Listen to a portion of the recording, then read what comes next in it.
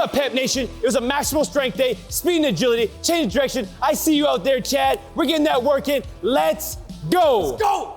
We started off with just the neuromuscular activation and quick feet, rapid response training, just a single leg, dead leg run. You want to really let that back leg trail behind you, hopping on the ankle as you drive the inside knee up and put that foot into the ground.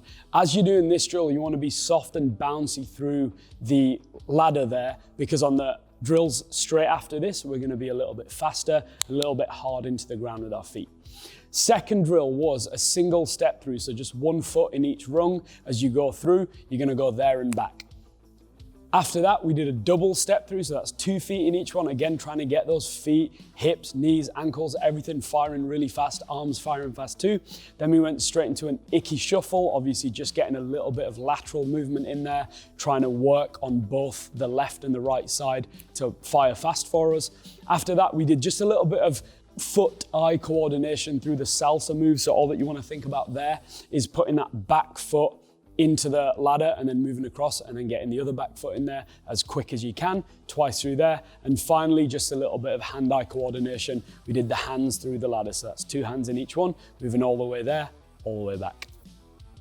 So after we've got the heart rate up with that neuromuscular activation, we're just going to work on a couple of plyos that really focus on creating a lot of stiffness and getting that springy quality that you want, that every single athlete needs to become that explosive, dynamic athlete that we want to be.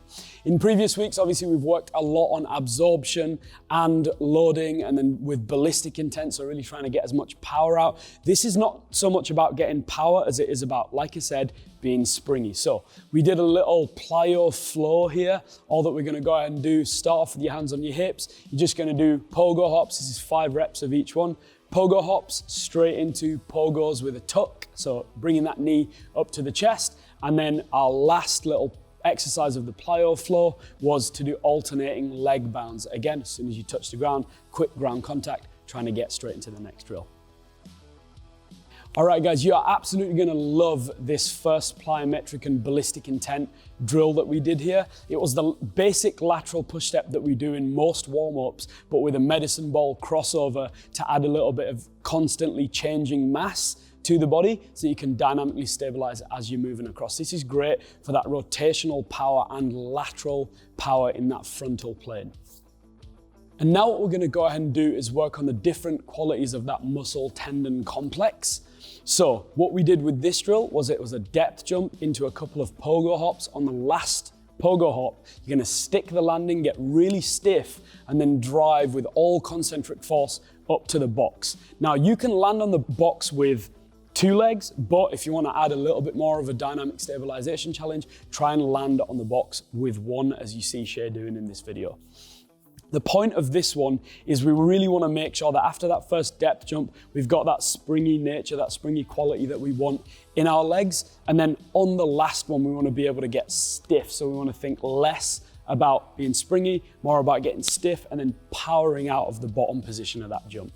Okay, and here's our change of direction / agility drill. So very simple. The stimulus this time to make it an agility drill is just auditory. You're gonna wait for someone to shout when you need to go. You're just gonna set up 2 hurdles here, and then with 2 cones about 5 yards apart, kind of one opposite each hurdle. What the athlete is then gonna go ahead and do is you're just gonna go quickly between each of the mini hurdles there, just 1 foot in the middle and then moving straight on, going there and back, and you wanna go for about 10 seconds. As soon as you hear go, you wanna finish off the step that you're doing, sprint straight forward to that cone, and then it's a 180-degree turn all the way back, and you wanna finish off through the middle of the hurdles. Now with that 180-degree turn, here's a big tip to measure that change of direction and absolutely smash it in terms of the quick change. You want to get your head around. So you want to turn your eyes as quick as possible. Your eyes will lead your body, and that's going to help you with that quick change of direction. Again, it's quick feet, quick arms as you're coming around the cone.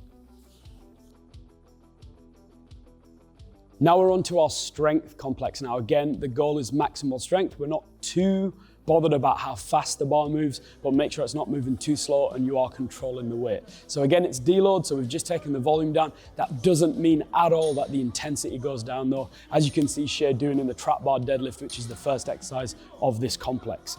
Straight after the trap bar deadlift, we're gonna go onto the dumbbell bench press. That's just making sure that we can get that stabilization of both dumbbells together, really trying to get as much weight on the dumbbells as possible.